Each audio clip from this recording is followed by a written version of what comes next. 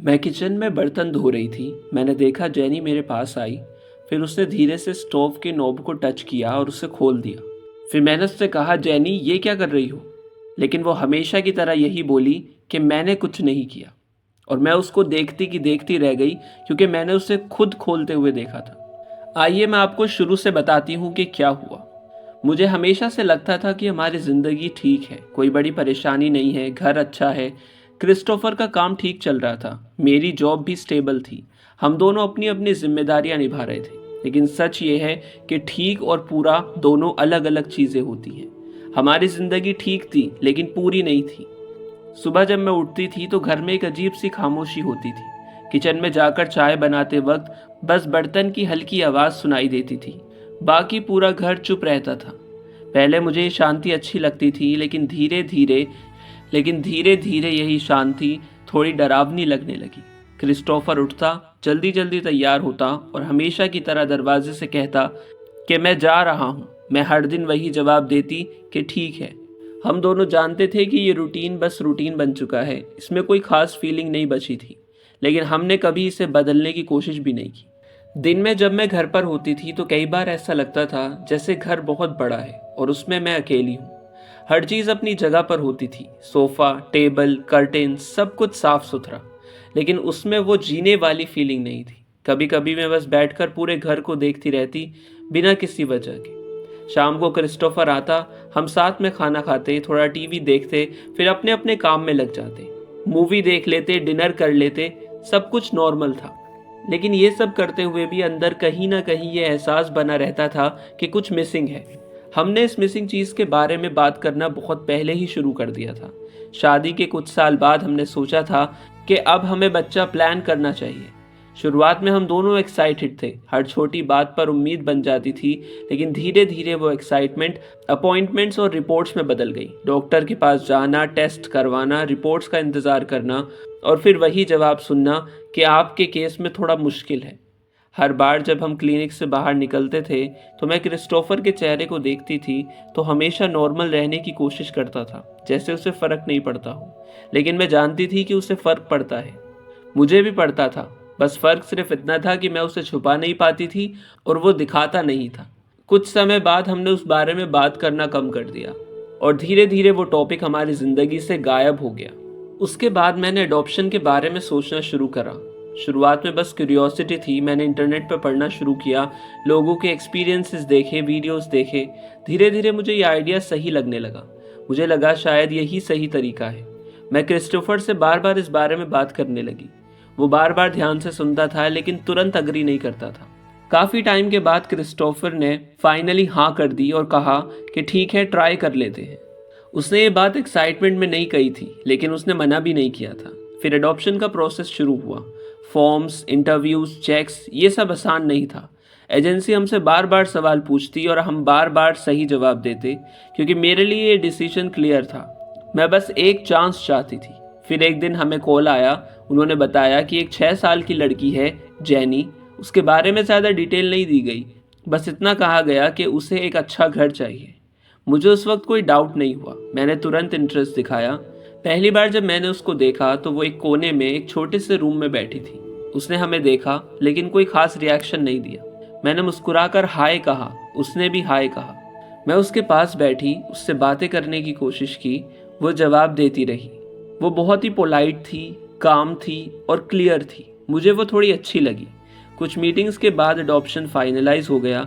जिस दिन वो घर आई, मैं सुबह से ही तैयारी कर रही थी। मैंने उसका रूम तैयार किया था, बेडशीट बदली, टॉयस रखे, छोटी छोटी चीज़ें सेट की। मैं बार बार चेक कर रही थी कि सब ठीक है या नहीं। जब जैनी घर में आई, उसने धीरे धीरे चारों तरफ देखा। ना वो एक्साइटेड हुई, ना वो डरी, बस देखती रही। मैंने उसे उसका रूम दिखाया और कहा कि ये तुम्हारा रूम है। उसने सिर्फ सिर हिला दिया और कहा ठीक है। पहले दिन सब नॉर्मल था। डिनर पर वो चुपचाप बैठी रही। जो दिया गया उसने वो खा लिया। कोई कंप्लेन नहीं की। मुझे लगा वो एडजस्ट करने की कोशिश कर रही है। अगले कुछ दिन ऐसे ही बीते। वो हर चीज़ फॉलो करती थी, टाइम पर उठना, रूल्स को मानना, कोई परेशानी नहीं, कोई तंग करना नहीं। धीरे धीरे उसने मुझे मॉम बुलाना शुरू कर दिया। पहली बार जब उसने मुझे मॉम कहा, मैं कुछ सेकंड्स के लिए रुक गई। मैं बस उसे देखती रह गई और मेरे आंखों से आंसू टपकने लगे। वो मोमेंट मेरे लिए बहुत बड़ा था। फिर धीरे धीरे मुझे थोड़ा अलग महसूस हुआ। मैंने हमेशा सोचा था कि अगर कभी हमारे घर में बच्चा आएगा तो शुरुआत में थोड़ा उथल पुथल होगा, नई आदतें, नई बातें, थोड़ा एडजस्टमेंट करना पड़ेगा। लेकिन जेनी के साथ ऐसा कुछ नहीं हुआ। वो हर चीज़ इतनी आसानी से फॉलो कर रही थी कि मुझे लगा कि शायद हम लकी हैं। सुबह अब पहले जैसी खामोशी नहीं होती थी। अब किचन में जाते ही मुझे पता होता था कि कुछ देर में जेनी उठेगी। कभी कभी वो खुद उठकर धीरे धीरे मेरे पास आकर खड़ी हो जाती थी, बिना कुछ बोले। मैं उसे गुड मॉर्निंग कहती तो वो भी गुड मॉर्निंग कह के चुपचाप खड़ी हो जाती। मैंने नोटिस किया कि वो कभी भी स्लीपी या इरिटेटेड नहीं लगती, जैसे यूजुअली बच्चे होते हैं। वो बस रेडी रहती थी। पहले मुझे ये बात अच्छी लगी, मुझे लगा वो डिसिप्लिन्ड है। धीरे धीरे मैंने उसके साथ टाइम स्पेंड करना शुरू करा। मैं उसके बाल बनाती, उसके कपड़े सेलेक्ट करती, उसके साथ बैठकर बातें करने की कोशिश करती। लेकिन हमारी बातचीत हमेशा थोड़ी लिमिटेड रहती। मैं उससे पूछती, आज क्या करना है तुम्हें? वो कहती, कुछ भी। मैं पूछती, तुम्हें कौन सा गेम पसंद है? वो कहती, कोई भी। उसके जवाब हमेशा सही होते थे, लेकिन उनमें कोई खास फीलिंग नहीं होती थी। मैंने सोचा शायद उसे टाइम लगेगा। एक दिन मैंने उसे ड्राइंग करने के लिए कहा। मैंने सोचा शायद इससे वो खुलकर कुछ एक्सप्रेस करेगी। वो टेबल पर बैठी, पेंसिल उठाई और बिना रुके ड्राइंग बनाने लगी।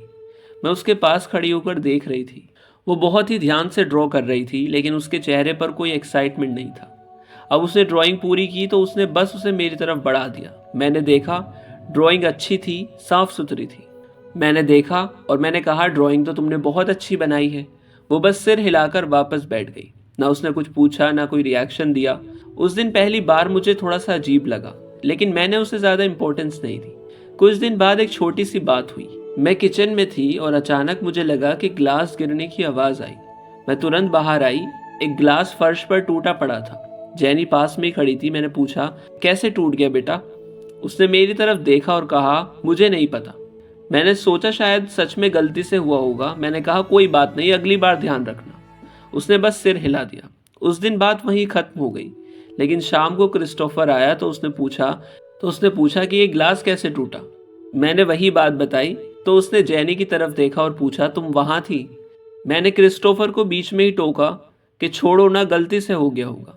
क्रिस्टोफर कुछ सेकंड तक उसे देखता रहा और फिर चुप हो गया। मुझे उस वक्त लगा कि वो ज़रूरत से ज़्यादा सोच रहा है। धीरे धीरे ऐसी छोटी छोटी बातें होने लगी। कभी कोई चीज़ अपनी जगह से हट जाती, कभी कुछ गिरा हुआ मिलता, और हर बार जेनी कहती कि मुझे नहीं पता।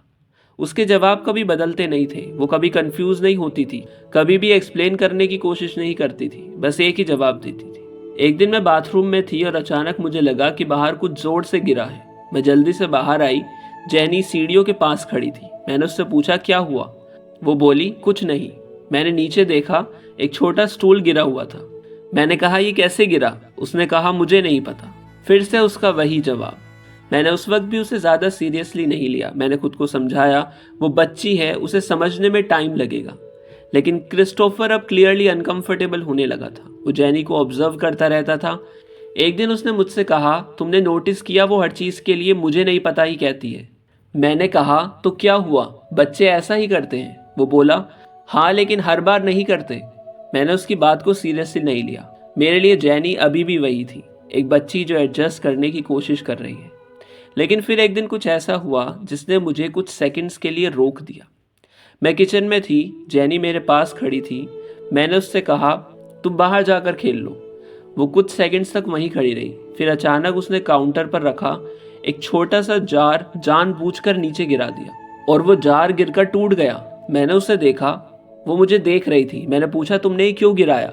फिर से उसने बिना किसी एक्सप्रेशन के वही जवाब दिया कि मैंने नहीं गिराया। मैं कुछ सेकंड तक उसे देखती रह गई, क्योंकि मैंने ध्यान से देखा था कि उसी ने ही गिराया था। लेकिन उसका जवाब ऐसे था जैसे उसे कुछ पता ही नहीं है। लेकिन मैंने खुद को फिर वही कहा कि शायद मुझे गलत लगा होगा, और मैंने बात वहीं ख़त्म कर दी। फिर एक रात क्रिस्टोफर मेरे पास आया और बोला, मुझे लगता है कि हमें उसके पास्ट के बारे में और जानना चाहिए। मैंने कहा, क्यों, क्या ज़रूरत है? वो बोला, क्योंकि कुछ चीज़ें नॉर्मल नहीं लग रही। फिर मैंने उसकी बात वहीं काट दी और कहा कि तुम ओवरथिंक कर रहे हो। उसने कुछ नहीं कहा, फिर वो चुप हो गया। फिर एक दिन डिनर के समय हम तीनों साथ बैठे थे। जेनी चुपचाप खाना खा रही थी, जैसे वो हमेशा करती थी। क्रिस्टोफर ने उससे पूछा कि तुम्हें पहले कहाँ रहना पसंद था? जेनी ने उसकी तरफ देखा और बोली कि मुझे याद नहीं है। फिर उसने पूछा, तुम्हें अपने पेरेंट्स याद हैं? जैनी बोली नहीं। वो वापस खाना खाने लगी जैसे ये कोई बड़ी बात ही नहीं थी। फिर उस रात मैंने क्रिस्टोफर से पूछा कि तुम ऐसा क्यों पूछ रहे थे। वो बोला तुम्हें ये नॉर्मल लगता है। उसका रिएक्शन, कोई बच्चा अपने पेरेंट्स के बारे में ऐसे बात नहीं करता। मैंने कहा कि हर बच्चा अलग होता है। फिर वो बोला कि मुझे लगता है कि हमें उसके पास्ट के बारे में जानना चाहिए। मैंने इरिटेटेड होकर कहा तुम हर चीज़ को प्रॉब्लम क्यों बना रहे हो। फिर एक दिन मैं लिविंग रूम में थी, क्रिस्टोफर दूसरे कमरे में था। जैनी मेरे पास आकर खड़ी हो गई और बोली आप मुझसे नाराज़ हैं क्या? आप और क्रिस्टोफर लड़ते रहते हो, क्या मेरी वजह से हो रहा है ये सब? मैं थोड़ा अनकंफर्टेबल हो गई और मैंने कहा कि नहीं, ऐसा कुछ नहीं है। वो कुछ सेकंड्स तक मुझे देखती रही और बोली क्या आप मुझे वापस भेज दोगे? मैंने कहा नहीं, ऐसा कुछ नहीं होगा। उसने सिर हिलाया और वापस चली गई। उस मोमेंट में मुझे थोड़ा गिल्ट फील हुई। मुझे लगा कि शायद हम दोनों की वजह से वो इनसिक्योर फील कर रही है। उस रात मैंने क्रिस्टोफर से कहा हमें उसके सामने ऐसा बिहेव नहीं करना चाहिए। वो बोला मैं सिर्फ सच समझने की कोशिश कर रहा हूँ और मैं उसे सेफ फील कराने की कोशिश कर रही हूँ। हम दोनों अपने अपने पॉइंट पर सही थे, लेकिन हम एक दूसरे को समझ नहीं पा रहे थे। धीरे धीरे मुझे ये महसूस होने लगा कि क्रिस्टोफर अब जैनी से थोड़ा डिस्टेंस बना रहा है। वो उससे बहुत कम बात करता था और जब भी बात करता था तो ऐसे बात करता था जैसे वो कुछ एनालाइज कर रहा हो। अब क्रिस्टोफर और मेरे बीच जो डिफरेंस था वो अब हर दिन सामने आने लगा था और सबसे ज़्यादा फ़र्क ये था कि हम दोनों जैनी को बिल्कुल अलग तरीके से देखने लगे थे। मैं अभी भी उसे एक बच्ची की तरह देख रही थी, एक ऐसी बच्ची जिसे बस थोड़ा टाइम चाहिए। लेकिन क्रिस्टोफर अब उसे ऐसे देखता था जैसे वो कोई प्रॉब्लम हो जिसे सॉल्व करना हो। मैं जैनी के साथ ज़्यादा से ज़्यादा टाइम स्पेंड करने लगी। उसके साथ बैठती, उसे इन्वॉल्व करने की कोशिश करती। मुझे लगता था कि अगर मैं उसे ज़्यादा टेंशन दूंगी तो सब ठीक हो जाएगा, लेकिन कुछ चीज़ें अब इग्नोर करना मुश्किल होने लगी थी। एक दिन मैं किचन में थी, जैनी मेरे पास खड़ी थी। मैंने उसे कहा तुम अपने रूम में जाकर खेल लो। वो वहीं खड़ी रही और फिर उसने काउंटर से एक चाकू उठा लिया। मैंने तुरंत उससे कहा जैनी वो नीचे रखो। उसने मेरी तरफ देखा, हल्की सी मुस्कुराई और बिना कुछ बोले चाकू वापस रख दिया। उस मोमेंट में मुझे थोड़ा अजीब सा लगा, क्योंकि मुझे ऐसा लगा कि वो ऐसा बिहेव कर रही थी जैसे उसे सब पता है कि वो क्या कर रही है। मैंने फिर भी उस बात को ज़्यादा नहीं बढ़ाया, लेकिन क्रिस्टोफर ने नोटिस किया और उसने मुझसे आकर कहा तुमने देखा नहीं उसने क्या किया? बच्चे ऐसा नहीं करते हैं। तो मैंने कहा तुम हर चीज़ को प्रॉब्लम बना रहे हो। अब हमारी बातचीत ऑलमोस्ट हर बार इसी डायरेक्शन में जाती थी। वो कुछ पॉइंट आउट करता, मैं उसे नॉर्मल बना देती। धीरे धीरे हमारे आर्ग्यूमेंट्स बढ़ने लगी। पहले हम शांत तरीके से बात करते थे, अब टोन बदलने लगी थी। एक रात हम दोनों बेडरूम में थे, जैनी अपने रूम में थी। क्रिस्टोफर ने कहा मुझे नहीं लगता कि उसे यहाँ रखना अब सेफ है। मेरे दिल की धड़कन अचानक तेज हो गई। मैंने उसकी तरफ देखा और कहा तुम क्या कह रहे हो? और मैंने उससे कहा कि वो कोई चीज़ नहीं है जिसे तुम वापस कर दोगे। और वो बोला मैं उसे कोई चीज़ नहीं समझ रहा, मैं सिचुएशन समझ रहा हूँ। तुम सिचुएशन नहीं समझ रही हो, तुम अपनी आंखों पर से ममता की पट्टी हटाओ। उसके बाद हमारी सबसे बड़ी आर्ग्यूमेंट हुई। वो फैक्ट्स की बात कर रहा था, मैं फीलिंग्स की बात कर रही थी। वो रिस्क देख रहा था, मैं अटैचमेंट देख रही थी। फिर उसने कहा कि अगर कुछ गलत हो गया तो क्या होगा? मैंने कहा कुछ गलत होगा ही क्यों? हम दोनों एक दूसरे की बात सुन ही नहीं रहे थे। उस रात पहली बार हम दोनों अलग अलग सोए। फिर अगले दिन जैनी मेरे पास आई और बोली क्रिस्टोफर मुझसे बात नहीं करते। मैंने कहा ऐसा नहीं है, बस वो बिजी रहते हैं। वो बोली कि नहीं, वो मुझे पसंद नहीं करते। मैंने कहा ऐसा नहीं है। वो बोली क्या आप लोग मुझे वापस भेज देंगे? मैंने कहा नहीं, कभी नहीं। और मैंने उसे सीने से लगा लिया और मैं बहुत रोई। और मैं एक ऐसी सिचुएशन में फंस गई थी कि मुझे समझ में ही नहीं आ रहा था कि मैं करूँ तो करूँ क्या। फिर एक दिन मुझे किचन में से हल्की सी स्मेल आ रही थी। मैंने किचन में जाके देखा तो किचन का गैस का नॉब खुला हुआ था और जैनी वही खड़ी थी। मैंने जल्दी से उस नॉब को बंद किया और कहा जैनी ये तुमने किया है? वो बोली नहीं, मैंने कुछ नहीं किया। उसका फिर वही जवाब था। उस मोमेंट में मुझे पहली बार थोड़ा डर लगा, क्योंकि किचन में जैनी के अलावा कोई और था ही नहीं और उसका रिएक्शन भी ऐसे रहता कि जैसे उसे पता है कि वो क्या कर रही है। अब ऐसी छोटी छोटी चीज़ें बार बार होने लगी। अब वो जानबूझकर किसी चीज़ को गिरा देती, कभी ऐसी जगह खड़ी हो जाती जहां उसे नहीं होना चाहिए। फिर एक दिन जैनी और क्रिस्टोफर लिविंग रूम में थे। मैं अंदर आई तो मैंने देखा कि जैनी उसे देख रही थी। उसकी आंखों में कुछ ऐसा था जैसे वो क्रिस्टोफर को प्रोवोक कर रही हूँ। लेकिन जैसे ही मैंने उसे देखा उसके एक्सप्रेशन तुरंत बदल गए, वो एकदम नॉर्मल हो गई। अब सिचुएशन ऐसी हो गई थी कि मैं खुद भी कंफ्यूज होने लगी थी। कभी मुझे लगता था कि क्रिस्टोफर सही है, कभी लगता था कि मैं सही हूँ। लेकिन एक चीज़ क्लियर थी, जैनी अब सिर्फ क्वाइट चाइल्ड नहीं थी, वो एक्टिवली सिचुएशंस को कंट्रोल करने लगी थी। अब मुझे ये समझ आने लगा था कि मैं जितना चीज़ों को कंट्रोल करने की कोशिश कर रही हूँ, उतना ही वो मेरे हाथ से निकलती जा रही है। कुछ दिन बाद क्रिस्टोफर एक रिपोर्ट लेकर आया। उस रिपोर्ट में जेनी के पास्ट की हिस्ट्री थी और वो बोला कि हमें इसे बैठकर पढ़ना होगा। मेरा मन तो नहीं था, लेकिन मैं मना भी नहीं कर पाई। हम दोनों टेबल पर बैठे। क्रिस्टोफर ने फाइल खोली और मुझे देखने के बजाय खुद ही समझना शुरू कर दिया। उसने बताया, जेनी के माँ बाप की मौत घर में आग लगने की वजह से हुई थी। पहले केस सिंपल गैस लीक माना गया था, जैसे एक्सीडेंट हो गया हो, लेकिन बाद में पता चला कि गैस अपने आप नहीं खुली थी, किसी ने जानबूझकर खुली छोड़ दी थी। उस रात उसके दोनों पेरेंट्स किचन के पास मरे हुए पाए गए थे और सबसे अजीब बात यह थी कि जेनी उस वक्त घर में ही थी। ना उसने भाग दौड़ की, ना वो मदद के लिए चिल्लाई और ना ही बाहर जाकर किसी को बुलाया। और सबसे अजीब बात कि वो जिंदा बच गई और बाद में किसी ने उससे कुछ भी पूछा, वो बस कहती रही कि मुझे नहीं पता। अब मेरे दिमाग में उस वक्त वो रात घूम गई जब मैंने उसे हमारे किचन में गैस नॉब के पास खड़ा देखा था। अब मेरे अंदर ये दो थॉट्स चल रहे थे कि या तो ये सीरियस है या फिर ये झूठ भी तो हो सकता है। मैंने फाइल बंद कर दी और मैंने कहा कि ये सब प्रूफ नहीं है। क्रिस्टोफर ने फिर मुझे समझाया और मुझे पहली बार लगा कि शायद वो पूरी तरह गलत नहीं है। लेकिन उसी मोमेंट मेरे दिमाग में एक और थॉट आया कि अगर ये सच हुआ तो क्या होगा। और शायद उसी डर की वजह से मैंने फिर से उसे रिजेक्ट कर दिया। मैंने कहा वो अब हमारे साथ है और वो ठीक है। क्रिस्टोफर बोला, नहीं, वो ठीक नहीं है। उसकी ये बात इस बार मुझे गुस्सा नहीं दिला रही थी, बल्कि मुझे अंदर से अनकंफर्टेबल कर रही थी। उस दिन के बाद मैंने खुद भी जेनी को ऑब्जर्व करना शुरू करा। वो अब भी वैसी ही थी, काम, कंट्रोल्ड, जैसे उसे कोई फर्क नहीं पड़ता। एक रात मैं सो नहीं पा रही थी। मैं लिविंग रूम में बैठी थी, पूरा घर शांत था। मैं बस बैठकर सोच रही थी पिछले कुछ महीनों के बारे में। मैंने खुद से एक सीधा सवाल किया, क्या मैं सच में सब कुछ नहीं समझ रही थी या मैं समझकर भी इग्नोर कर रही थी। और उस मोमेंट में मैंने पहली बार खुद से सच बोला। मैं देख रही थी लेकिन मानना नहीं चाहती थी। अगले दिन मैंने क्रिस्टोफर से बात की। काफ़ी टाइम बाद हमने शांत तरीके से बात की। मैंने कहा, शायद हमें कुछ करना चाहिए। उसने मेरी तरफ देखा और बोला, मैं शुरू से ही यही कह रहा था। फिर उस दिन हमने एडॉप्शन एजेंसी से कांटेक्ट किया। मैंने उन्हें सिचुएशन समझाई। उन्होंने ध्यान से सुना, उन्होंने कुछ क्वेश्चन पूछे और फिर उन्होंने वही कहा जो शायद मुझे पहले सुन लेना चाहिए था। उन्होंने कहा कि आपको केयरफुल रहना चाहिए था, उसका पास्ट सिंपल नहीं था। फिर मैंने फ़ोन काट दिया। कुछ सेकंड्स तक मैं वहीं खड़ी रही। क्रिस्टोफर ने मुझसे कुछ नहीं पूछा। शायद उसे अब समझ आ गया था कि अब सबसे मुश्किल हिस्सा बाकी था, जेनी को बताना। मैं उसके रूम में गई। वो बेड पर बैठी थी जैसे हमेशा रहती थी। मैं उसके सामने बैठ गई। कुछ सेकंड तक मैंने कुछ नहीं बोला। फिर मैंने कहा, जेनी, हमें तुमसे कुछ बात करनी है। फिर मैंने कहा, तुम वापस जा रही हो। उसने कहा, क्यों? आप डर गए? और वो धीरे से मुस्कुराई और बोली कि मैंने कुछ नहीं किया।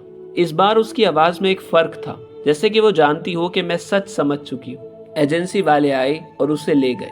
जब वो जा रही थी, इस बार उसने मुझे नहीं देखा, वो क्रिस्टोफर की तरफ देख रही थी। फिर वो पीछे मुड़ी और चली गई। दरवाज़ा बंद हुआ और ये घर एक बार फिर से शांत हो गया। अगर वीडियो अच्छी लगी हो तो लाइक करना, चैनल को सब्सक्राइब करना और दोस्तों तक ज़रूर शेयर करना।